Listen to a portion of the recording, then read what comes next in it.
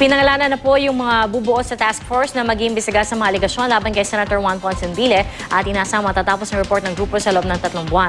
May ulat on the spot si Lia Manyalac del Castillo. Lia?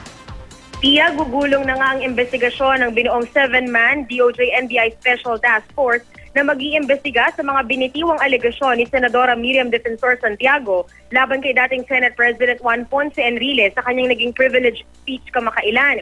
Ang Special DOJ-NBI Task Force ay pangungunahan ni DOJ Undersecretary Jose Justiniano at kabibilangan naman ng 4 pang miyembro ng DOJ at 2 miyembro ng Anti-Graft Division ng NBI. Kabilang sa mga tututukan ng grupo ang di umunay illegal importation at smuggling na nangyayari sa Cagayan Special Economic Zone and Freeport, kasabwat di umano ang Cagayan Economic Zone Authority Administrator at CEO na si Jose Mari Ponce at si James Kotcher na son-in-law daw ni Enrile na may-ari ng isang automobile importing operation sa loob mismo ng Freeport at sinasabing sangkot daw sa smuggling. Iimbestigahan din ang sinabing illegal gambling na nangyayari sa Freeport at ang pagbibigay rin ng franchise sa ilang mga grupo na nag-ooperate daw ng online gambling, kabilang na ang High Alay sa loob ng Freeport. Iimbestigahan din ang sinasabing illegal logging na ginawa sa pamamagitan ng San Jose Lumber na nag-expire na ang lisensya noong taong 2007. Titingnan din ng task force ang di umano'y pagsusumite ng falsifikadong mga Statement of Assets, Liabilities and Net Worth ni Enrile, bagamat hindi sinabi ni Secretary De Lima kung anong period magsisimula ang mga sell-in na titingnan ng grupo.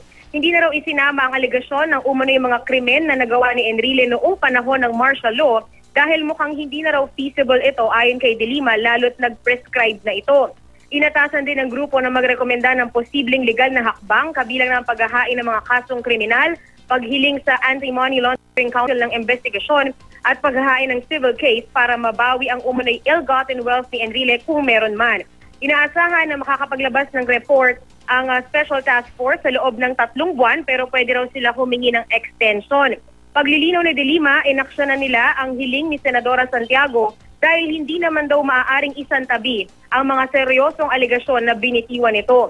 Sa ngayon ay sinusubukan pa rin ng GMA News na kunin ang panig ni Senador Enrile at hindi pa siya sumasagot sa ating mga tawag. Tia? Maraming salamat, Lia Manyalac del Castillo. At gaya ng sinabi po ni Lia, sinusubukan pa namin kunan ng reaksyon si Senator Juan Ponce Enrile.